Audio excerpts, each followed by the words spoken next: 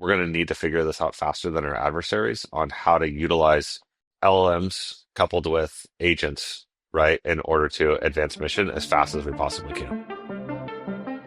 Welcome to the Mission Matters podcast, a podcast from Shield Capital where we explore the intersection of technology, startups, and national security. I'm Maggie Gray. And I'm Akhil. And we are your hosts from the investment team at Shield Capital. All views expressed by the hosts and guests on this podcast are solely their own and do not reflect the opinions of their employers or investment advice. References to any securities are for informational purposes only and do not constitute an investment recommendation or offer to provide investment advisory services.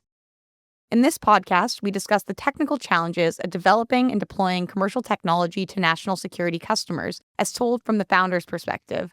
In this episode, we're joined by Brian Raymond, the CEO of Unstructured, a startup building the future of data tooling for generative AI, transforming unstructured data into structured data that can be used by AI models. It's common wisdom that AI models are only as good as the data they're trained on and the data they have access to. However, much of the world's most valuable data is not stored online in a structured way that AI models can access. Rather, it's stored in PDFs, PowerPoint slide decks, emails, photocopies of paper documents, satellite images, and other hard-to-process data formats. And so Brian saw the challenges Maggie described in a few amazing experiences over his previous careers, from the Central Intelligence Agency to the National Security Council, as well as to Primer AI. And so, Brian, so excited to have you join us today, man. It's been awesome to see where you've taken Unstructured already and really excited about where you're going to take it next. But to start off, I'd love to just hear the start of the Unstructured story. You know, what got you from doing super cool, sexy things in the Central Intelligence Agency to working on, very unsexy plumbing and piping of the AI world? No, thanks for having me, and excited for the discussion today. It was a really, let's call it nonlinear journey. And so, I spent several years as a CIA analyst, did a few tours overseas, left government after a stint on the National Security Council, and after business school, ended up at a company called Primer AI, where they were doing some really interesting work with natural language processing and knowledge graphs. And so I joined the company very early on, right after they had closed their Series A, and had really like a front row seat to AI in action. This is in like the 2018, 2019 timeframe. And at the time, natural language processing and language models more broadly were having a bit of a renaissance after being dormant for several years. And so there's a lot of excitement about how to use these models and a lot of potential for accelerating various missions. So we were working at the time with companies like Walmart, Goldman Sachs, and others. And then we also had an In-Q-Tel work program. And so I had the privilege of helping lead a lot of the work related to that In-Q-Tel work program, where we were deploying these models, model pipelines, and knowledge graphs into classified spaces, and saw firsthand just the friction of trying to leverage these incredibly powerful models, which are tiny models now in retrospect, in conjunction with mission relevant data. And so after 4 years at Primer, I was looking at this problem space and I said, look, like there's this really ugly, nasty problem that no one else is really well positioned to solve at the far left-hand side of the equation, which is how do you take raw enterprise data and rapidly render it into usable formats so you can use it in conjunction with these incredible models. And so that was really how Unstructured was born. That's awesome, Brian. For those who may not know, can you briefly explain what a work program is? But more importantly, as you were looking at that type of program, how unique or differentiated was their messy data infrastructure portion relative to some of the commercial companies you had looked at? Oh, that's a great question. So the In-Q-Tel model is one in which they invest in dual use technology companies, primarily companies that actually have great traction in the commercial space that are fairly early on. And as part of their equity investment comes like a body of work to help more closely tailor that dual use technology to networks that handle sensitive information, to workflows that are more relevant, right, to the national security or defense space. And so you take that base application and you do some amount of additional work on it to just more allow it to be deployable and usable in those applications. In our case of Primer, that lasted almost 3 years, the work program. And it was an extensive body of work that had an incredible outcome that led to like a multi-year contract coming out of it. And so a lot of the manual work for that 2.5, 3 year work program was around taking raw XML data and then transforming that into chunk JSON. I mean, if that's not enough to put you to sleep, like I don't know what is, but this was really a problem from hell, because each document, each kind of bit and byte of data, it was non-standard, and so anytime like these we'd have to hard code all these regex pipelines, these regular expression pipelines to try and transform it. And then maybe a document layout might change and then it would break the pipelines. And then you'd have poor inference. And then you'd spend all this money on this knowledge graph and then you have to go back and redo it.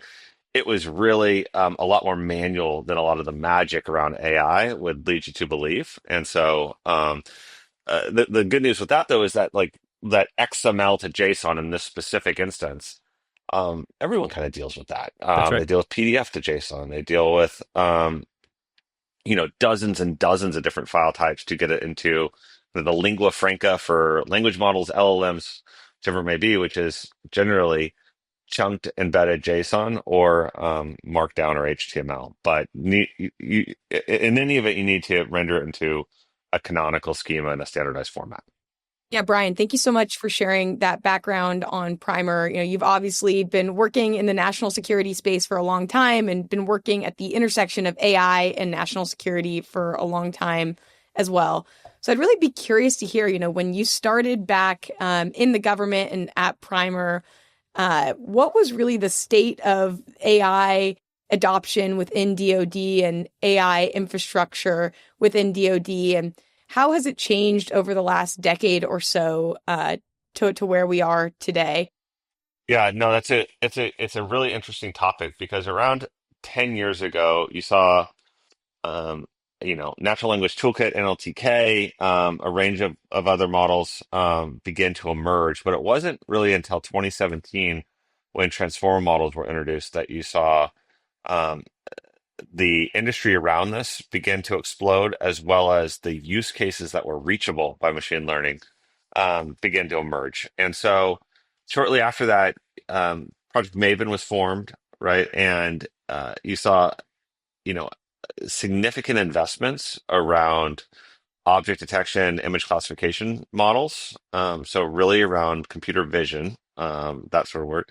There's a lot less around the language models. And one of the reasons, or a few of the reasons, are because like around the computer vision, there was an immediate need for this in Afghanistan at the time, and a lot of the work going on in Syria around taking drone feeds, for example, and being able to rapidly classify targets in it. And it was a great application for the tech at the time. And so they were able to put money against labeling data, fine-tuning models, deploying these models at scale, and then nesting those within different mission applications. On the language side, there was intense interest, but um, one of the main challenges with these models is that if you think of it like horse blinders, they had very small token windows, and so like or context windows, and so today often we see context windows 50,000 tokens, a 500,000, or several million tokens, and so you can put an entire book in that context window, like think ChatGPT, and ask questions of it.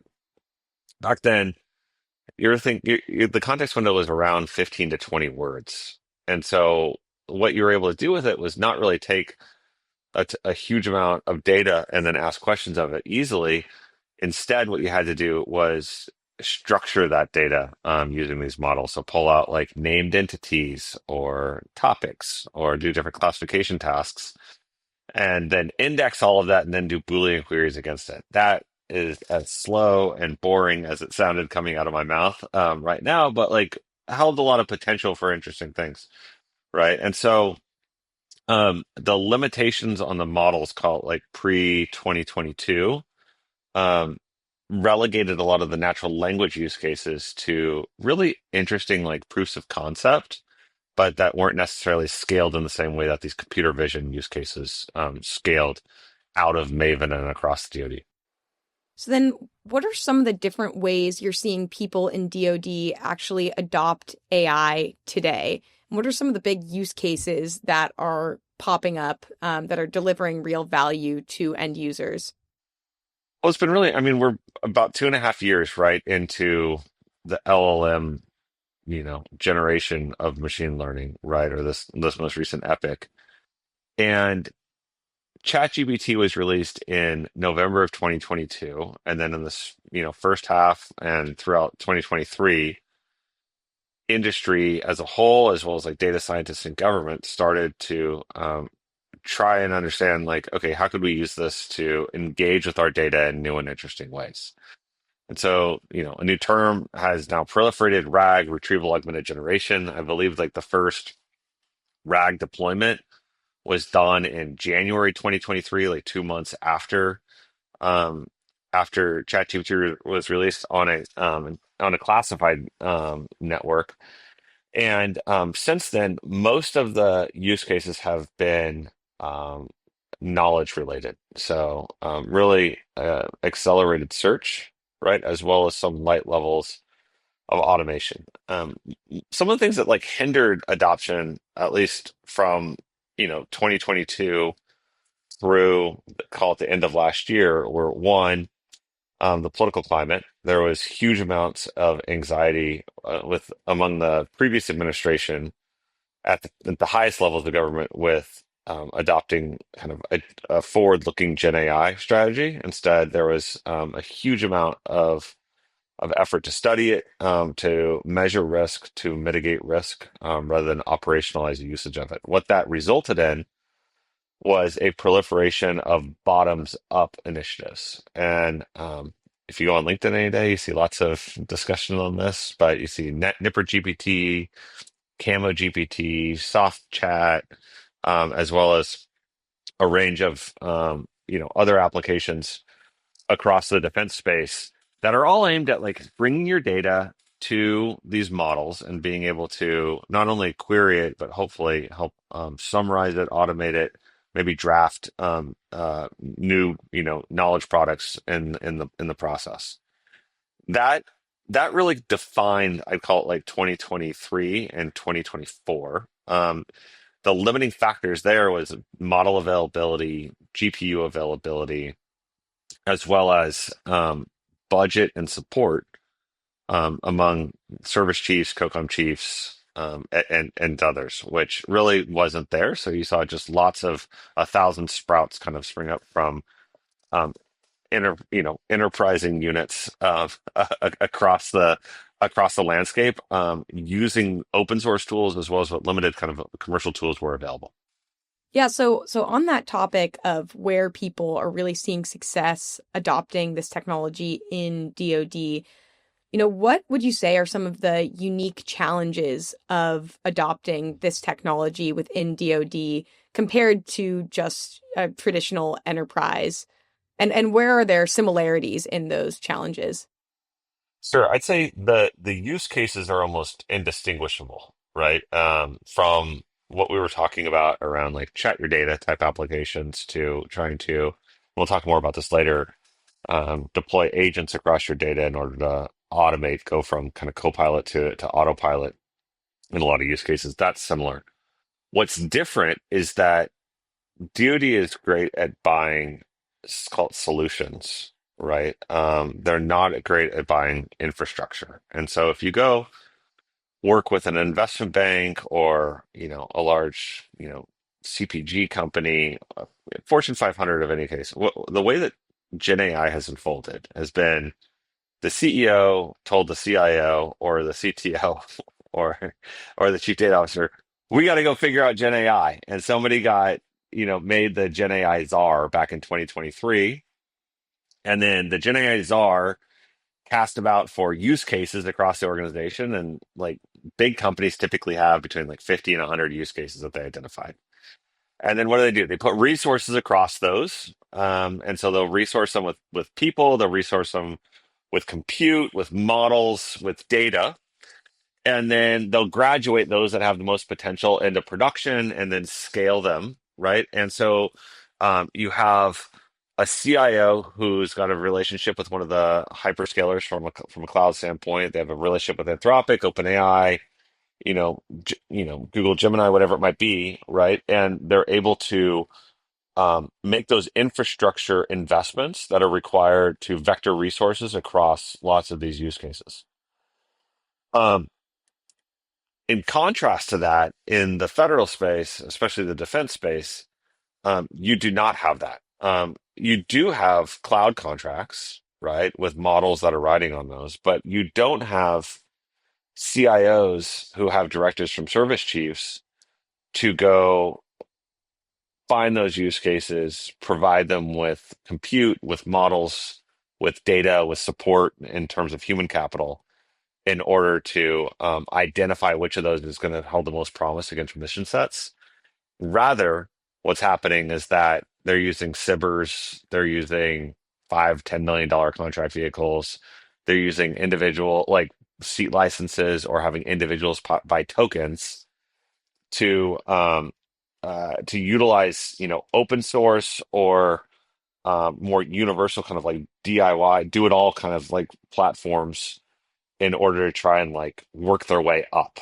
And so I'm optimistic that that might change in the future, but I think that it's going to take a lot of concerted effort because what you don't necessarily have in the commercial space that you have here, you don't have ATOs. You might have one ATO that you have to do. Like if you don't want to work with JP Morgan, you got to get your models approved. You got to go through all the security scans. But there's just one CISO that you got to work with. In the government, you would have thought that CDAO would have solved this, or would have been able, like, had the agency to solve this through Alpha One and various initiatives. That never happened. Instead, what they did was more experimentation, which is what the government's great at. There's almost no infrastructure, so to speak, that's being allocated from actual DoD, like the Pentagon, down in order to enable GenAI use cases, and so that creates a very different environment for a commercial company trying to operate with the customers compared to the private sector. Brian, this is an awesome topic. I love that we can dive into a little bit of this. Certainly, many of our companies at Shield Capital, really at the application layer, right, are looking to do this, and they want democratized, easy access to models, compute, infrastructure, so they can focus on the application build with their customer. So two questions for you based upon what you just said. One, what's the ballpark? How many months or years is the government / DoD behind even the most highly regulated commercial space when it comes to some of this AI infrastructure from a maturation standpoint? I would say 2 to 3. I would say there's still in 2023 kind of land right now, Akhil. I'm not casting stones, but from the ability to procure and the ability to like action, like there are lots of folks with a vision. There are a lot of folks with like deep technical expertise, but their ability to actually get things done, I would say that, they're at least a couple years behind, if not further. I think that, it's going to take Congress and it's going to take the current administration really focusing on this intensely if they can solve it, and it'll probably require legal reforms as well as policy reforms within DoD. We're already seeing some great work being done with the CIO shops around this, but it's the tip of the iceberg. It's going to require a whole lot more work and it to really move at a pace that we haven't seen previously. Yeah, thanks, Brian. Let's say if you had to take one call or spend $1 to best accelerate the AI infrastructure in the government, what would that go to? It would go somewhere around like something that works really, really well, Akil, in the commercial space. It are application or infrastructure companies like Unstructured working in tandem with hyperscalers in order to rapidly access customers. And so that means a few different things. It means one, network access. So for example, with Azure, AWS, GCP, we're able to like execute private offers through their marketplaces and then just deploy our containers easily into customers' VPCs. Related to that, we're also able to transact using those marketplace mechanisms very effectively. Flipping it around on the customer side, they can access us and another emerging technologies really easily, but then they can spin up large clusters of CPUs, GPUs. They have other cloud infrastructure services that are readily available. And so I think like right now there's a huge amount of friction and actually capitalizing on the potential of these hyperscalers for transactability, for network ability, data availability, as well as all those other ancillary services that are required around this. And so you've got this like sports car that you can't really take out of a garage in some ways. And I not really want to go around like heaping praise on hyperscalers. But in this case, they're really have reduced friction in the private sector, but it's had almost no impact in the public sector, despite them having marketplaces and these things. They're just not operating in any way, in remotely the similar manner that they are in the commercial space. Yeah, that totally makes sense, Brian. I know we've been a little critical here of the government space over the last couple of minutes, but obviously all of us here, you, Maggie, me, are in this business too because the mission matters too, and we're excited by the applications. Can you share maybe a more positive story? What was one deployment on the public sector side, or maybe even a mission critical commercial side that was really exciting for you, that either from a technical aspect or from an impact aspect? Early on, so we were like a 3 month old company, 3 months post slide deck, and I was wandering around AUSA, trying to make friends, and I bumped in to Nick Frazier, Lieutenant Colonel Frazier, from USASOC, and I was chatting about what we were doing, and he's like, "I actually have an army of contractors hard coding pipelines, exactly like what your team had to do at Primer as part of your work program. And so, can we do some sort of like design partnership and just start working?" And so, our open source project actually, we don't really advertise this, we don't have it on the website, but the fingerprints all over that are actually from us being in Slack together with USASOC AI divisions developers on real world use cases. And that open source project now has been downloaded almost 35 million times. It's used in almost every single application, GenAI application in government. It's used by 85% of the Fortune 1000. And it was actually like built, in tandem, sit and side saddle with the folks down at Fort Bragg. And so that was incredibly exciting to see, and to see like the all of the different use cases that folks have built around are open source in government. On the commercial side, we're we're in some really interesting spaces right now, working with a range of companies from like airlines to finance to biotech, pharma. A really interesting customer that we have is actually Nestle, who's headquartered just there in Northern Virginia. And they are making some huge investments in generative AI and in agentifying their AI stack. And so we are in a really unique position to deliver data to like their agents that are not only helping with an internal knowledge management work, but also creating new products, helping identify market opportunities and new product strategies for them. And so it's really kind of incredible for me to wake up every day and see all the different ways that like our kind of foundational infrastructure is being used to populate a range of different use cases across these industries. That's awesome. Totally awesome, Brian, and awesome to see where you've come, both from those early days and to now. I want to ask one question a little bit on the Nestle point before turning over to Maggie to maybe dive a little bit more into the technical aspects.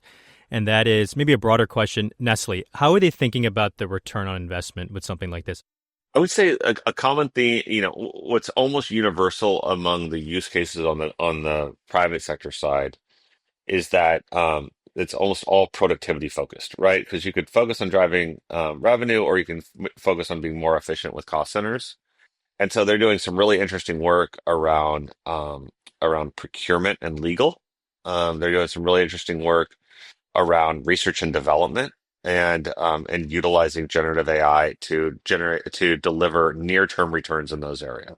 That doesn't mean that there isn't like aren't revenue opportunities. We've seen companies like Writer and Typeface and others leap out to huge valuations by helping accelerate marketing. We got companies like Apollo and others that are using generative AI to help make sellers more efficient. But I think that the cost centers in these companies are so large that it's not necessarily about laying people off and reducing a workforce. It's more about how can you 2 or 3x your current headcount by allowing them to be a lot more efficient, and maybe hold that OpEx constant as the business continues to grow.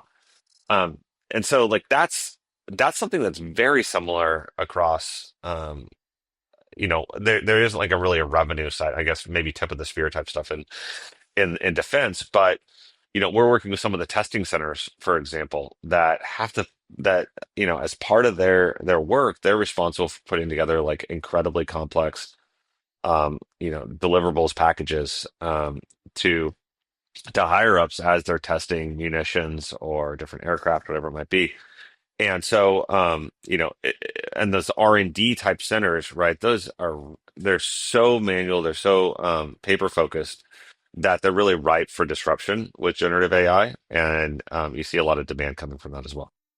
And so, Brian, I wanted to turn to talk through like what does it actually look like to build a generative AI app for a customer like the Department of Defense? Let's say I have an amazing RAG app. I've done all my user interviews. People love it. They desperately want it.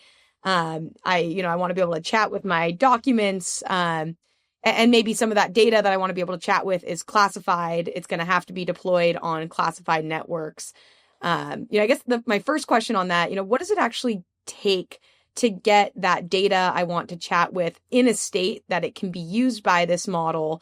And how do I actually keep that data up to date as the new data is constantly being developed?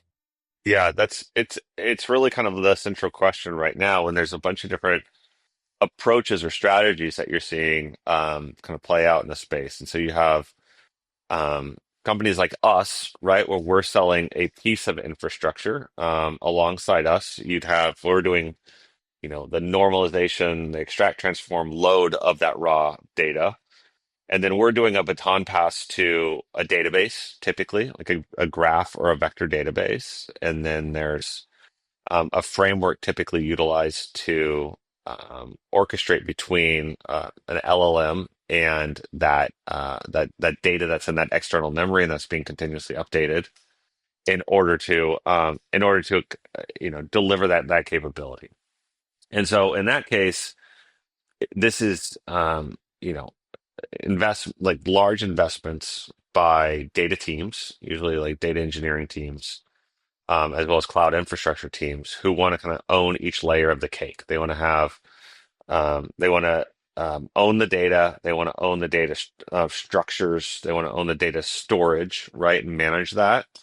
And that's incredibly important to them. Now, another model is one like that Ask Sage is delivering, right? Where what Nick's done there is he's used our open source with some other tooling, taking Weaviate as a vector database, and then um, he has done a lot of work around the frameworks for how those LLMs orchestrate with that data in that external knowledge base to deliver value, like ATO in a box, chat your data, whatever that might be. And so it's almost prepackaged, and he's done a lot of that layering for you. But you have a lot of adjustability. You can choose which models, you choose how your data is indexed. There's a lot there, and it's really almost a B2C motion, right? Where we're a pure business to business motion. Nick's delivering a really interesting product that's like a B2C motion. Then you have companies like Legion, formerly known as Yurts, Primer, and a range of other that are going kind of far beyond what Nick's doing in terms of vertically integrating that stack. They may have proprietary chunking strategies, proprietary embedding models. They might be using things like GraphRag, so might be using graph databases alongside vector databases. They may have optimized sort of their retrieval models and re-rankers with their embedding models in order to optimize it. A corollary in the commercial space are companies like Contextual, which is doing a very similar thing where they're doing a lot of the extreme kind of fine tuning of all the different parameter settings on all of this in order to deliver like like a very exquisite sort of like user experience, but they own the whole box, right? And so a few different models here on how to engage, and you're seeing the same thing, right, in the commercial space where you can invest in, a vertically integrated stack and you just buy the box to teams that want to own each layer in the same way that they have, say, with the modern data stack, where they may have bought the ETL, ELT provider like Fivetran DBT, indexed it into like, say, Databricks, Snowflake, BigQuery, and then use, say Microsoft Power BI on top, and then they have sovereignty over each layer of the cake. And so there's a lot of parallels between kind of how this is playing out today and then how it played out with structured data over the last 5 or 10 years. So, once I have all my data set up, all ready to go in whatever database of choice, what models do you have access to on the high side to actually then plug into that data? This is a good question. This is maybe one that you all would have some thoughts on as well. I mean, I think increasingly you're starting to see like the two big labs have their models somewhat available on Secret, like on Zipper or on JWix, right, with Anthropic and OpenAI models. Now, how available those are, how much volume and quota, right? It's even a challenge for us in the commercial space to get quota to do what we're doing. And so that's though they may be available, they might just be available for experimentation. And, you know, these things are incredibly GPU hungry. And so the size of the clusters that they're running on in each respective network is the hard constraint on throughput, right? And then, how many applications are trying to hit that model, right? Creates real scarcity for the ability to not only experiment but also like put the applications into production.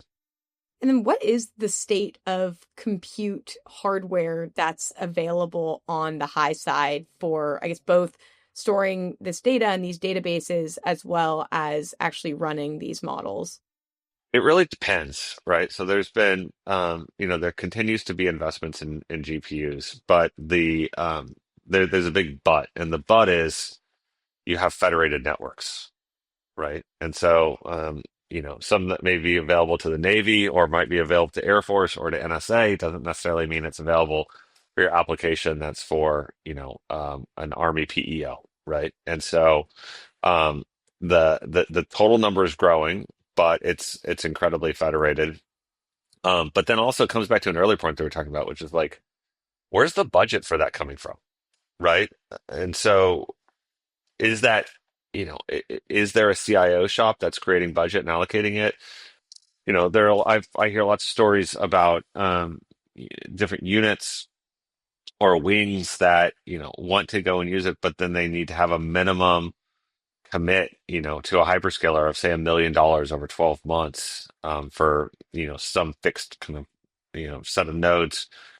And so that's a real friction point, right? In the ability to adopt that doesn't necessarily exist in the commercial sector just because GPUs are more plentiful, right? And the demand's a lot more elastic, or supply's more elastic, I should say. To what extent have you started to see the adoption of actual agents doing some amount of tool use, I guess, both within enterprise and then within the Department of Defense? Enterprise, the last like 6 months, it's exploded. And so, particularly the last 90 days, it's absolutely exploded. And so we've seen barriers, fall with agent experimentation. We've seen frameworks mature. And then really interesting paradigms like MCP, right, begin to proliferate. That will make it easier for agent to agent communications and these multi-agent systems to mature. On in the defense space, we're seeing desire. We're seeing some experimentation, but it is incredibly constrained compared to what we're seeing in the commercial space. There's a lot of advertising going on, and there's a lot of posturing and positioning going on, but the ability to train and deploy models is mainly being done in sandboxes right now. But they're really interesting use cases, and they hold a lot of promise. What do you think will be the first couple use cases of agents in particular for the Department of Defense? Like I think like a lot of them are going to be extremely boring things right now, right? And so I don't think that's a bad thing at all because there's a lot of boring bureaucracy that's required in order to enable that giant warfighting machine that is the U.S. military. And so things like what Advana that's been focused on, right? Passing the audit around workforce management, things like that. They're just perfect, right, for agents right now. The sexier things that will probably get the Wired articles are probably going to be around rapid mission planning, right? Closing the OODA loop faster. Agents. There was a really interesting blog that was written back in February by Nikita, the CEO of Neon, that just got acquired by Databricks, and it showed the number of Neon databases that were being created each day by agents versus by humans, and you saw this enormous J curve where you saw like tens of thousands of these databases being created by agents every day, and that just accelerating. You see numbers of like lines of code written by with cursor every day. You see that same sort of J curve. That's going to enable like if they do make these tools available and they resource them, you're going to see the pace of innovation around kind of the pointing into the spear really accelerate. It's going to take data fusion, it's going to take the infrastructure, but it's going to be really exciting to see what the folks that are closest to these missions are able to come up with these tools in their hands. So it's going to start with just filling out paperwork and whatnot, and then slowly move closer and closer to the battlefield. Absolutely. Brian, I'm curious, you've been doing this for a long time. What does it take to build trust with the Department of Defense to get them to trust this technology? Particularly if we want to start deploying AI agents that have the ability to use tools that might actually, change something in the world.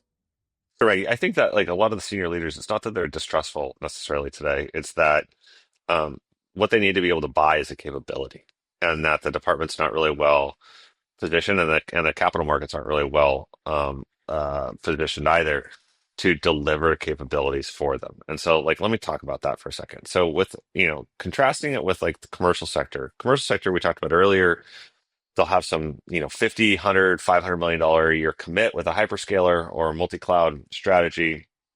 They'll allocate resources across dozens of teams. Those teams will effectively build capabilities, right? And they can experiment with them rapidly, and then they can scale those that are successful.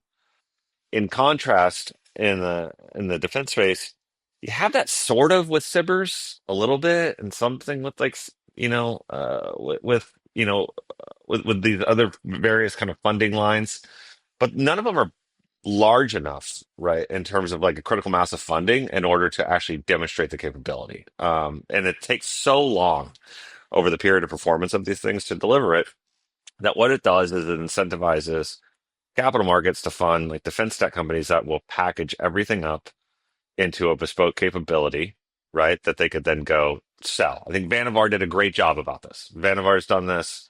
Companies like Legion, others are doing this as well. And so I think that it's really around packaging up a really tight capability for them to go and fund. That's something that fits within like the funding paradigm in DoD, but that isn't really a natural motion in the commercial sector. Where have you seen glimmers of success within the US government in terms of AI adoption? Are there any groups or initiatives within DoD that are particularly forward leaning?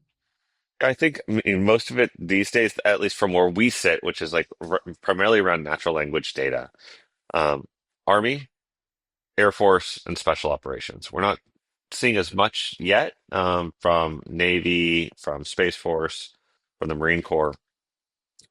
Within Army, we see a lot of experimentation going on around linchpin, on C5ISR, around uh, various initiatives there in order to data fusion. That's kind of built around Titan.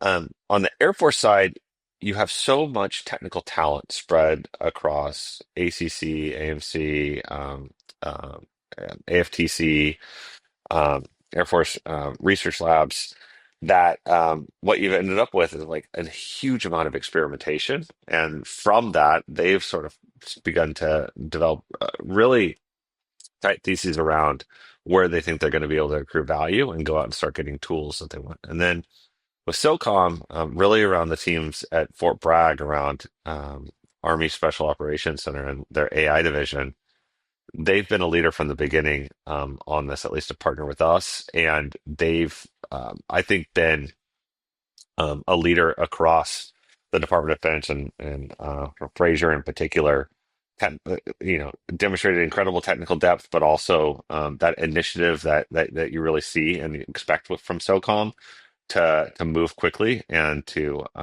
mature it quickly.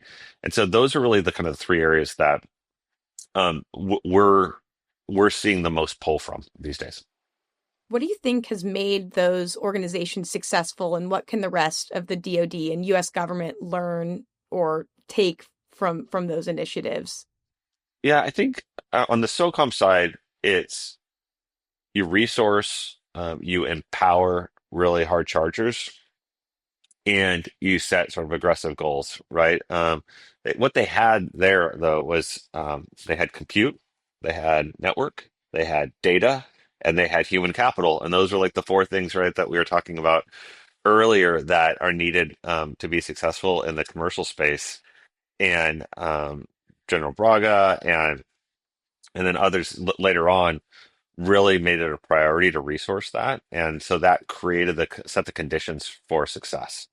You've had that to a lesser extent within Air Force, but they've been able, like the enterprising airmen, have been able to piece that together in really interesting ways across different parts of it. And then on Army, you see a really a strong mission set there around AI and really aggressive goals around that. Though they have slightly different mission sets and they're buying it and working it in different ways. And so I would say the combination of resources at SOCOM, deep talent in Air Force, and then mission on the Army side have at least from where we're sitting accelerated those three organizations. Hey, Brian, we all know that at some bottom up level, folks are just going to figure it out, right? Airmen, sailors, soldiers, Marines, Coast Guardsmen, obviously Space Force too. But what you said earlier, your critiques with regards to the scalability and the importance of a top-down strategy is still sticking with me. Folks are just figuring out how to get data, compute, talent, right, at the lower levels. And so I wanted to return to this whole idea you were talking about. And specifically, could you talk about one or two key policy changes the DoD needs to make that would better support the scalability of some of these bottom-up initiatives? Look, I think that there's been way too much discussion. This is my hot take on contract vehicles over the last couple of years, and not nearly enough discussion around those factors that you just talked about. So you have these huge companies that have been intensely lobbying for reforms around acquisition. That's fine. Let's do it. Let's keep making progress there. That's not gonna be sufficient though to take you to where you need to go. I firmly believe that an organization like CDAO or the CDAOs for each of these respective organizations, my preference would be centralized because I'm selfish and I'm in the commercial sector and I can have one person to sell to, who could be responsible for the infrastructure, for the network access, right, for the compute availability, for the model availability, and getting the data into into those architectures as well. That mission needs to be solved. And so if it's if it's done, at the command level, at the service level, fine. But I think that mission set for CDAO is a valid one, despite execution flaws that we've seen over the last few years. Yeah, that totally makes sense, Brian. And to be fair, correct me if I'm wrong, that's not necessarily selfish of you. I think what we're looking also is what is in the interest of the users and the customers trying to build applications. And what I believe should be the case is they should be spending less time trying to connect things and more time trying to figure out what is the right application and what is the right type of usage with the either compute constraints, whether they're operating on edge or cloud or wherever, that they should be focused on, unless I have that wrong. Absolutely right. Absolutely right. I think that like any day that's spent trying to get a hold of data or trying to marshal compute resources is a day wasted on that could have been spent on mission, right? And so that's just friction that needs to be eliminated. Brian, let's say tomorrow Congress decides to appropriate, $10 billion or $50 billion or something to CDAO, and they call you in to give them advice on how to spend that money. How would you advise them to spend a new large budget? Have more than one or two authorizing officials for ATOs. So that's number one. Like I my advice always is to go hunt for bottlenecks, right? God bless them, but they have like two people there that can actually like sign ATOs. Go solve that. Okay, one. Two, go make sure that there's GPU availability across all the regions, and all the federated networks. That's the next thing. Three, provide an easy way to transact. Tradewinds is not the easy way to transact. It's not. Allow marketplaces, consumption-based contract vehicles, make it as similar as possible to the private sector. And three, go make this stuff available for almost nothing to the folks at the ground level that are closest to the mission problems, right? Who are in the best possible position to drive that innovation and then scale the hell out of that as quickly as you can. Brian, I had one follow-up question on the agent piece. You mentioned some of the bottlenecks, whether it's MCP or something else. There's some commanders out there that are really excited about that agent-to-agent future. What to you is the one or two bottlenecks? You talked about wanting to drive down bottlenecks. What's the one bottleneck maybe specific to agentic maturation in government that you think needs to happen and needs to happen fast, or something that the commercial space is already pretty far ahead on? Look, I think MCP client servers have proliferated over the last several months, and that's been great. I think that those by themselves are not enough for these multi-agent systems to be successful. I think that it's really well defined and capable APIs coupled with MCPs or other emerging frameworks that enable multi-agent systems. I think that defining those protocols for how these systems are going to talk to each other, this next generation technology, is really going to be the linchpin to unlocking the efficacy of multi-agent systems, and especially multi-agent systems coupled with these multi-step deep reasoning models. I was going to ask, one word you keep saying, Brian, is experimentation. DoD's really good at experimentation. What does it take to actually move beyond experimentation and actually bring this technology to the end user? Yeah, I think this comes back to familiar challenges, right? But if you like, let's take all the guide challenges, right? The global information dominant exercises that were done.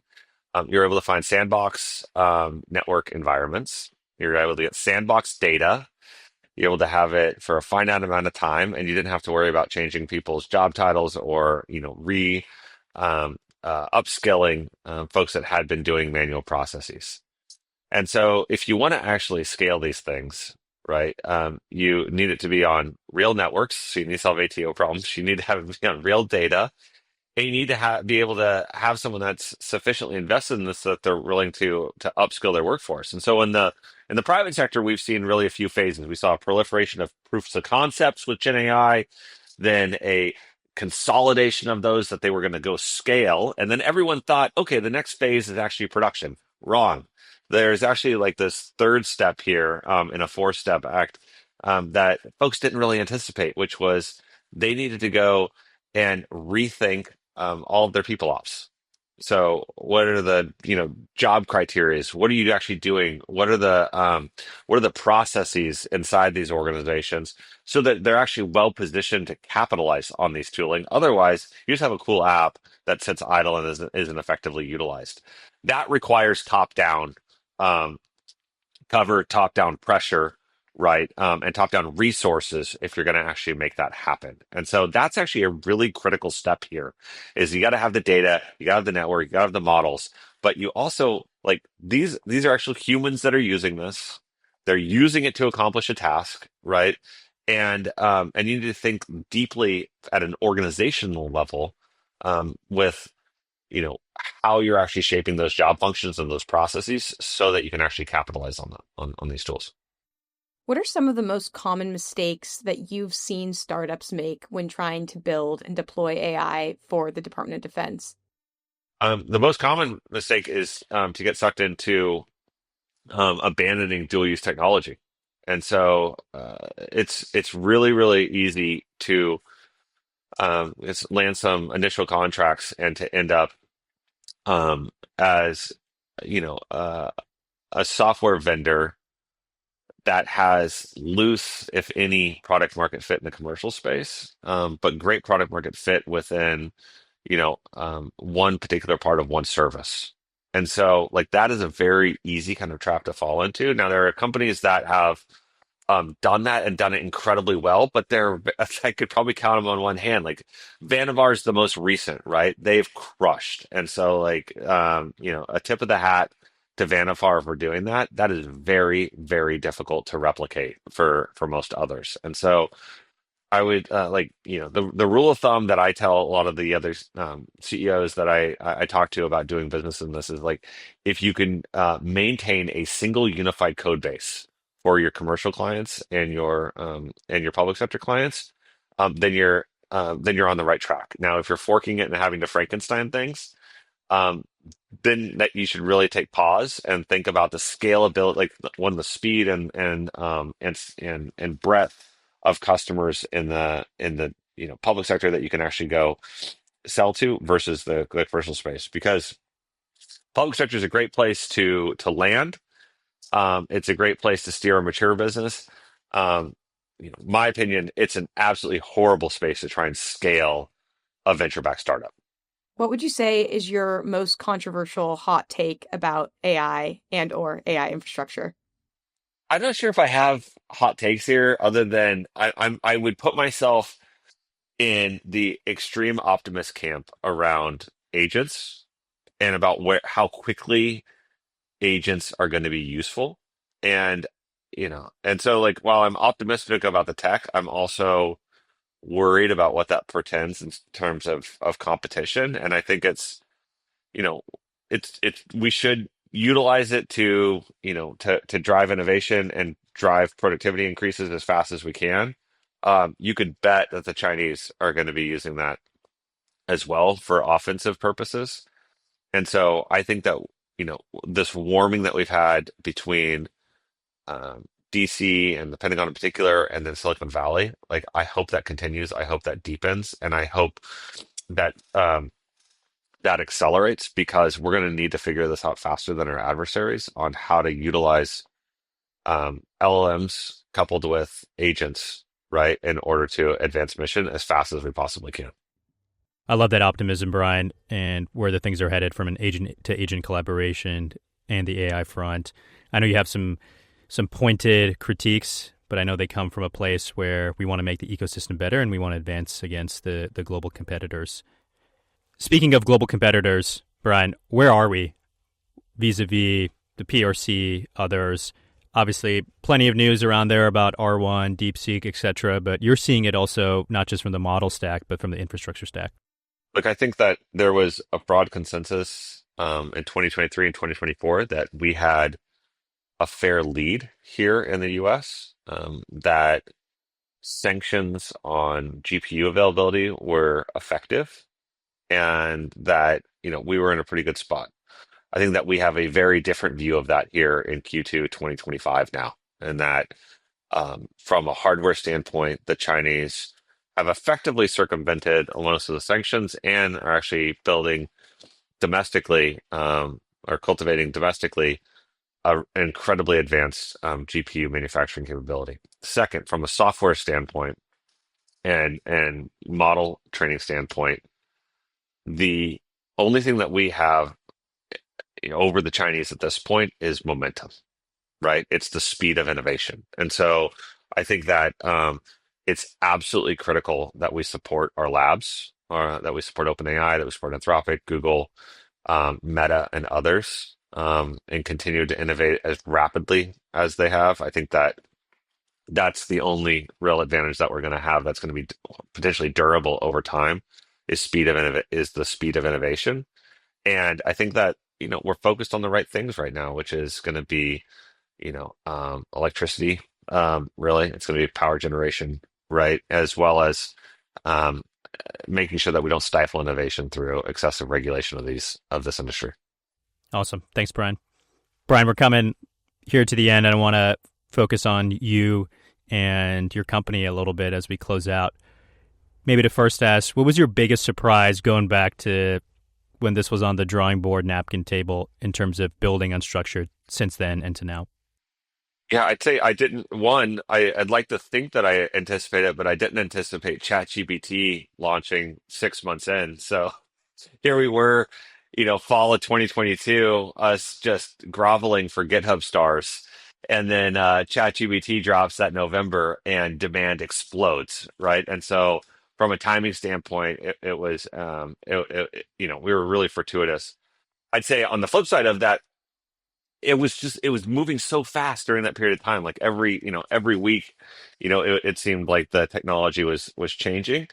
And what hasn't really changed are the foundational sort of pieces that you need to normalize all the data, get it in a consistent format. You need to index it in a way that's discoverable by the models, and that there's a lot of art to getting these architectures to work even now in 2025.